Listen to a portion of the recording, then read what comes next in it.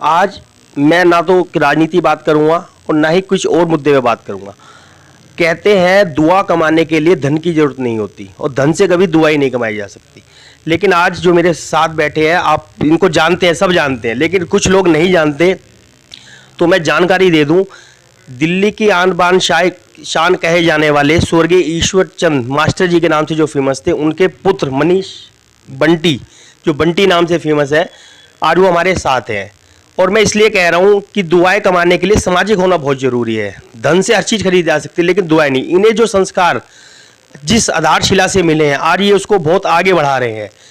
वसीयत और संस्कार दोनों चीज़ परिवार से मिलती है, लेकिन लोग बाग वसीयत भी भूल जाते हैं और संस्कारों को भी। लेकिन ये आज हमारे साथ ऐसे शख्स हैं जो दोनों चीज़ों को आगे की तरफ ले जा रहे हैं।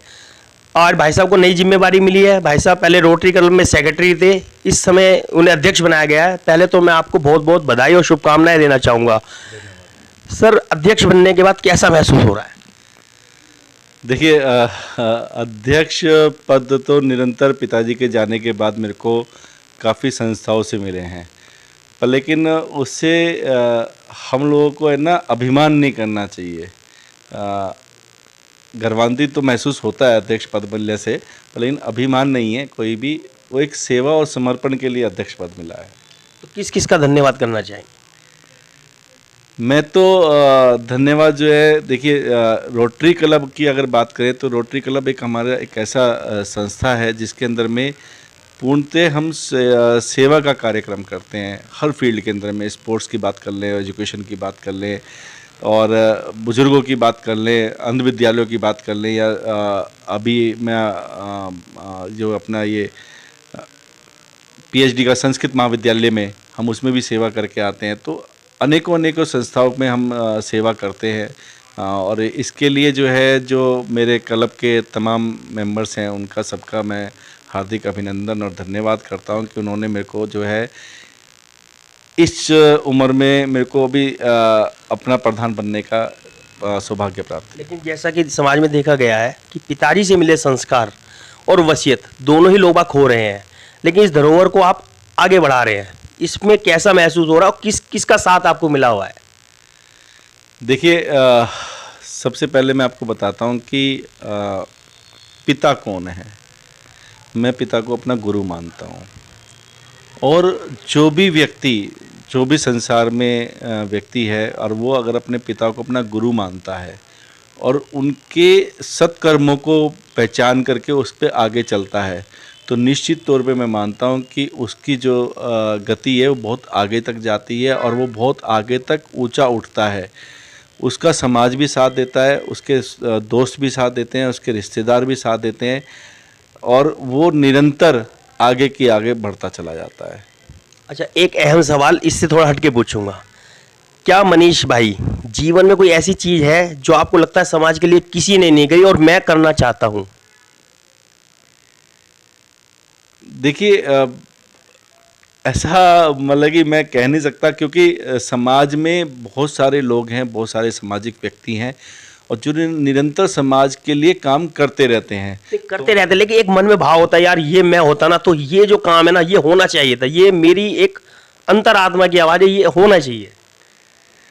अंतरात्मा में जो मैं आपको बताऊं, बहुत सारे लोग जो है ना नारी सशक्तिकरण की बात करते हैं। बात बहुत लोग करते हैं, करता कोई नहीं है। मेरा जो मेन मोटिव है, जो नारी सशक्तिकरण की, जिस पे मैं ऑलरेडी काम भी कर रहा हूँ ना, लाइब्रेरी के माध्यम से मैं जो गर्ल्स को मैं पढ़ा रहा हूँ मात्र 2.5 रुपये रोज़ पे। एक है ना ऐसा प्लेटफॉर्म तैयार करना मेरा मन है कि जो है ना पूरा जो हमारे समाज के अंदर में महिला वर्ग है, जो उनके अंदर में हुनर है, वो बाहर आए, और जो हम रोजगार की एक रोना रोते हैं कि रोजगार नहीं है। मैं कल भी एक इंटरव्यू में बता रहा था कि ना रोजगार कोई बड़ी चीज़ नहीं है। हम सबके हाथ में अपना एक हुनर है। जैसे मैंने कल बताया था कि मनीष मित्तल में अपना हुनर है, आशु भाई में अपना एक हुनर है, हर व्यक्ति में अपना हुनर है, उसको निखारना है और उसको रोजगार के रूप में लेके आना है। तो इसी वे में मैं नारी सशक्तिकरण के अंदर में प्रत्येक महिला, चाहे वो शिक्षित है चाहे अशिक्षित है, प्रत्येक महिला का एक हुनर निकाल करके उसको जो है मैं एक रोज़गार के रूप में, एक सपना है मेरा कि वो लेके आऊँ। और दूसरा जो मेरे पिताजी का सपना था कि एंटायर समाज, पूरा समाज एक सनातन के नाम से इकट्ठा हो और वो पूरा समाज सनातन के नाम से आगे बढ़े। अच्छा, क्या मनीष भाई कभी राजनीति में आना चाहेंगे यदि मौका मिले? क्योंकि अक्सर देखा गया जो नेता लोग होते हैं चुनाव के समय जितने भी सामाजिक संस्था के लोगों को उठा लेते हैं और पूरा उनको निचोड़ के चुनाव तक फिर भूल जाते हैं। तो कभी आपने सोचा कि यार मुझे मौका मिला था मैं राजनीति में आऊँगा लेकिन मैं ऐसा नहीं करूँगा, या कभी ऐसा भाव आया कि यार मुझे कोई पार्टी मौका दे और मैं कूदूंगा चुनाव में, पावर भी होगी उस समय, पैसा भी होगा तो मैं उसका सही प्रयोग कर सकता हूँ? देखिए क्या होता है कि आपको सोशल काम करना है और सोशल काम कभी भी पॉलिटिक्स से नहीं हो सकती। नहीं, यदि मौका मिले तो करोगे? राजनीति में आने का मन है या नहीं? क्योंकि देखो दर्शक भी चाहते हैं कि सामाजिक आदमी यदि जो समाज के पिताजी के संस्कारों को आगे लेके चल रहा है ऐसे व्यक्ति समाज में और या राजनीति में आना बहुत जरूरी है। क्योंकि आजकल की राजनीति जैसा आप देख रही हैं कैसे हो चुकी है, तो लोग आप बहुत परेशान है। यदि आपको मौका मिले तो आएंगे आप राजनीति में?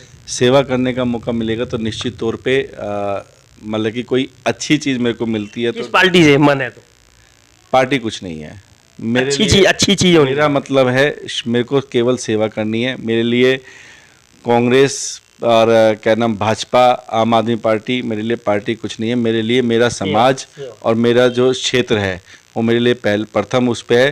चाहे मेरे को अगर उसके लिए, समाज के लिए, क्षेत्र के लिए अगर मेरे को जो है किसी वजह से कोई एक ऐसा आंदोलन भी करना पड़ा और मेरे को निर्दलीय भी आगे मैदान में उतरना पड़ा तो हो सकता है मैं वो भी कर जाऊं। पर लेकिन वो जब आएगा मौका, जब जो है एक लगेगा कि कोई भी पार्टी किसी भी क्षेत्र के लिए कोई काम नहीं कर रही है, तो हो सकता है उस विषय में कभी निष्पक्ष भी खड़ा होना पड़ जाए। और समाज मेरे साथ है, मुझे कोई मालूम है कि मेरे साथ में मेरा पूरा क्षेत्र, पूरा समाज, पूरा सनातन धर्म के जितने मानने वाले लोग हैं और जितने भी अदर समाज हैं, मैं आपको बात करूं, किसी भी समुदाय की बात करूं, वो हर व्यक्ति मेरे साथ खड़ा हुआ है। एक आखिरी सवाल और अहम सवाल है और बड़ा मेरे मन में आया बिल्कुल अभी अभी कि कोई ऐसा मनीष मित्तल या बंटी का कोई ऐसा सपना है जो अधूरा है, उसको वो आज पूरा हो जाए? कोई ऐसा सपना जो अभी जिसकी आधारशिला नहीं पड़ी है और वो पूरा हो जाए?